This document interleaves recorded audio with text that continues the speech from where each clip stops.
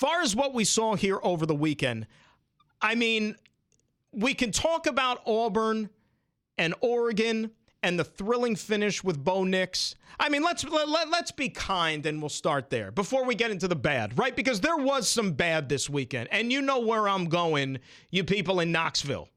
I'll get there in a second.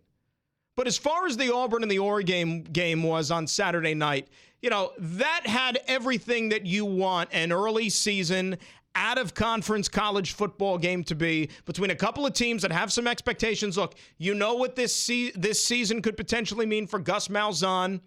You know, to have to win with this team in the SEC, doing it in the state of Alabama, where you know that there's going to be competition there each and every season, and to break in a quarterback in Bo Nix with that touchdown pass to win the football game with less than a minute to go. And not only that, to be able to overcome what by all accounts was a pretty shaky game for the most part.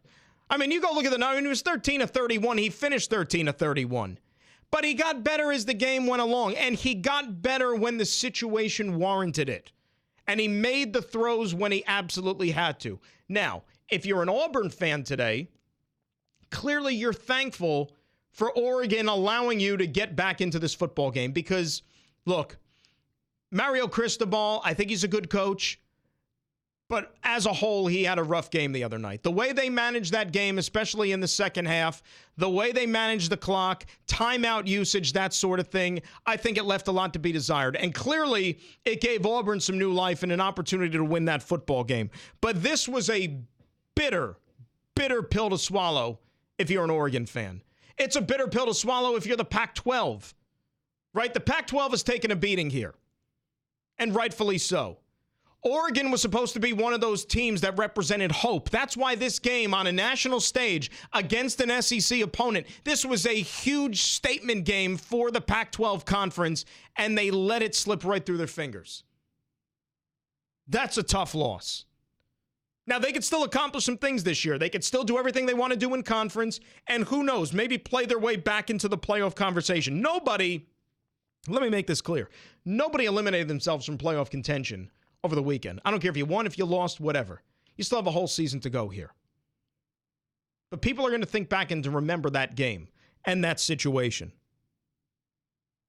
I know Bo Nix gets all the credit and for being the hero making the throws, but if you ask me, it was the run game of the Auburn Tigers that got him back into that football game the other night and gave them an opportunity to steal it at the very end. But not a good night for the Pac-12. And if you stayed up even later to watch USC play, who again is one of the blue bloods of that conference, right? Southern Cal is a team you need to be at the national championship level. Yes, they win the game, but they lose JT Daniels, their starting quarterback for the season, with a torn ACL. Brutal.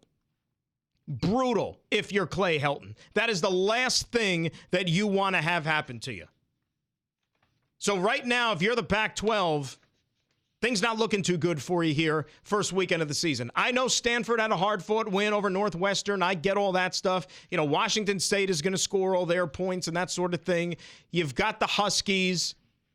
But Oregon, Southern Cal, something different about those programs as opposed to the others that I just mentioned, just in terms of that appeal and that flair. You're trying to get the eyeballs back to watching these teams play and to really get that support nationwide for them being legitimate contenders. And those couple of deficiencies there, not just Oregon losing the game and blowing a lead, but now USC losing their starting quarterback, those are big losses. Big losses.